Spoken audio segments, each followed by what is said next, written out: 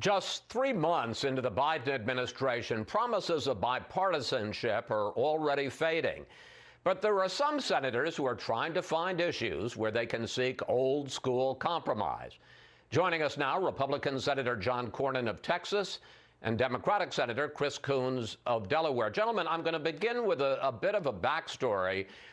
Senator Coons, you and I were talking a few weeks ago, and you suggested a segment with Senator Cornyn and you about bipartisanship and specifically about a plan you were both working on to take on China. However, in preparing this week, I find that you're no longer together necessarily on that China plan. So let me start with you, Senator Coons. Is this a lesson in bipartisanship or exactly the opposite?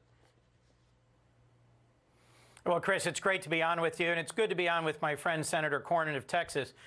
We just talked about this yesterday. We are both hoping that in the next few weeks, as we work through committees, that we will end up being together on a bill that will invest in American competitiveness.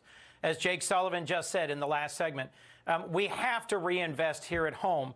And John led an effort in the last Congress with Senator Warner that got signed into law to bring back to the United States the manufacturing of semiconductor chips, something that we've seen recently is urgent if we're going to keep manufacturing automobiles in this country. I support John's initiative there, and I'm working across the aisle on the Foreign Relations Committee, which will have a markup this week. So actually, Chris, I wouldn't declare this dead yet. I think it is positive and possible that we could work together still in the coming weeks on investing in America to better compete with China. Senator Cornyn, taking on China would seem to be something that all Americans, let alone senators, can agree on. But there have been reports that you and a number of other Republican senators, after making a big bipartisan push, are beginning to back off. What's the problem? Well, I think we were all encouraged when we heard President Biden on January the 20th talking about healing the divisions in the country and appealing to national unity. Unfortunately, as I've complained to my friend Chris Coons, with 30 executive orders and a partisan $1.9 trillion COVID-19 relief bill that only 10% of which was actually COVID-19 relief, we're not off to a great start. Having said that, Chris and I are working together to try to come together on some bipartisan bills. The truth is, it's very hard to get anything done in the Senate unless it is bipartisan. There are some exceptions to the rule. But in a 50-50 Senate, neither party has a mandate. And so we simply have to work together to make progress where we can. And I'm encouraged that Chris is a good partner and willing to work with me to try to accomplish some important things. Well, let me pick up on that with you, Senator Cornyn, because there are some areas where the two of you are working together, and I want to put up a couple of them. One is the NICS Denial Notification Act, which would require federal officials to notify state and local authorities if someone fails a background check. Another one is the CORE Act to expand AmeriCorps. So, Senator Cornyn, what do we learn here? Where are the areas where there is a possibility of working together, and where are the limits to that possibility? Well, what we try to do is identify areas where we agree. And the truth is the parties are not as divided on some of these issues as you might imagine just from reading the papers or watching news online or on cable news. So we're trying to identify areas where we can make progress. I know a lot of concern about gun violence in the country. That's been a chronic problem. I worked with Chris Murphy, the senator from Connecticut. We passed something called the Fix NICS bill, which has now resulted in millions of new background checks being uploaded to the background check system. And as I've told Chris, I'm very proud of our work together on that because I believe it saved lives. So Chris Coons and I have tried to identify those areas like civics education, like you said, the background check denial, report to local police, AmeriCorps, things like that, where we can make some progress and hopefully sort of bring back some of the muscle memory of previous years when Congress actually worked better together. I think it's fair to say that the biggest issue right now is infrastructure. And Senator Coons, you made an interesting proposal this week, which is, take what everybody agrees is infrastructure, highways, bridges, roads, expanding broadband, comes to about $800 billion. Pass that on a bipartisan basis, Republicans and Democrats, and then the rest of it, which is another $1 trillion of much more questionable infrastructure, that Democrats would pass that on a straight party line basis on reconciliation. The question I have for you, Senator Coons, is what's in it for Republicans to agree to a plan in which Democrats can act bipartisan to pass part of the bill, but then they ram the rest of it through on a party line reconciliation vote?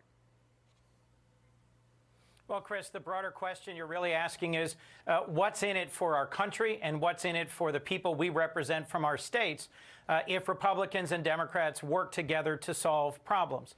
I think that if we come together in a bipartisan way to pass that $800 billion hard infrastructure bill that you were talking about, that I've been urging, then we show our people that we can solve their problems. We've all agreed for a long time that we need to invest more in American infrastructure. We just disagree about how to pay for it. And I think in the next few weeks, we should roll up our sleeves and sit down and find ways that both parties can support to make these critically needed investments. That's here at home. But Chris, it's also critical for our standing in the world. The worst thing that could happen to Xi Jinping that would ruin his day would be for him to see Republicans and Democrats working together in the Senate and the House to solve the problems facing the American people in partnership with President Biden. That's showing that our framers' vision of principled compromise in Congress can still work. And so whether it's working with John on a basic bill about teaching civics in our schools, or it's working together with John on the more challenging issues of immigration or mental health or gun violence or investing in infrastructure, I think we have to show folks we can and will do our best to work together.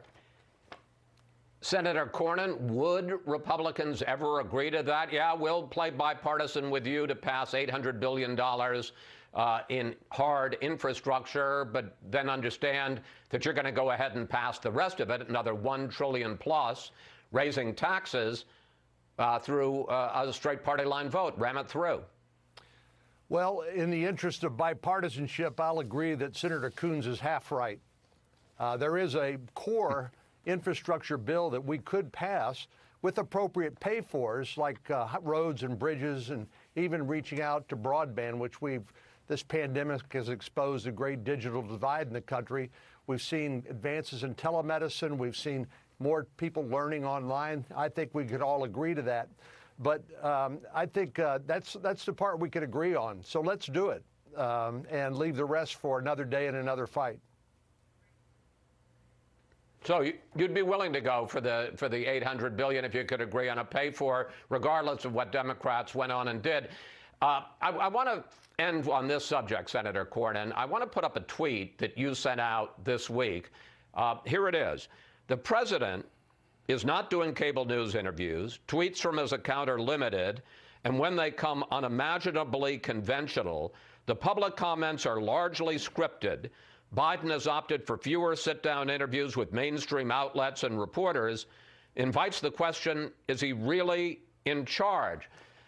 My question, I guess, is, Senator Cornyn, is that helpful to be sending out a tweet questioning President Biden's mental faculties? Well, Chris, thank you for the question, because I think there's been a lot of confusion in the Twitterverse about that. That actually was a quote from a Politico story that I pasted into a tweet, and then I simply asked a question. What I'm trying to do is reconcile the Joe Biden we heard from on January the 20th, the Joe Biden that many of us know from his previous service in the United States Senate, from the Joe Biden we're seeing now jamming through $1.9 trillion of spending bills. You know, I've learned in Washington, you not only need to listen to what people say, you need to watch what they do. And so far, there's a conflict that I'm trying to reconcile, and I bet I'm not the only one. But just real quickly, do you have questions as to whether Joe Biden is really in charge and whether, frankly, he's up to the job? That tweet was not meant to suggest anything about the president's competency or physical or mental. I know some people have suggested that. Certainly wasn't my intention. It's simply trying to reconcile the rhetoric with the reality. and we need the reality to match the rhetoric, and it's not matching right now. I'm glad we cleared that up. Senator Cornyn, Senator Coons, thank you both. Good luck on working together and trying to get something done in Washington. Always good to talk with you both.